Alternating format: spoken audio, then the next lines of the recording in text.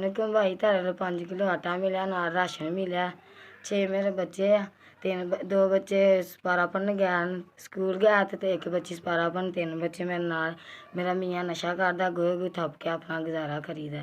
ਮੇਰਾ ਮੀਆਂ ਮੈਨੂੰ ਛੱਡ ਗਿਆ, 9 ਮਹੀਨੇ ਹੋ ਗਿਆ ਭਾਈ ਮੇਰਾ ਮੀਆਂ ਨਸ਼ਾ ਕਰਦਾ, ਮੈਨੂੰ ਛੱਡ ਗਿਆ। ਨਹੀਂ ਆਇਆ ਕਿ ਨਹੀਂ ਆਇਆ। ਇਹ ਭਾਈ ਭੈਣ ਨੇ ਰਾਸ਼ਨ ਭੇਜਿਆ, ਅੱਲਾਹ ਪਾਕ ਉਹਨਾਂ ਦੀ ਤੰਦਰੁਸਤੀ ਦੇਵੇ, ਉਹਨਾਂ ਦੇ ਬੱਚਿਆਂ ਦੀ ਤੰਦਰੁਸਤੀ ਦੇਵੇ, ਉਹਨਾਂ ਨੂੰ ਸਿਹਤ ਤਾਂ ਫਰਮਾਏ।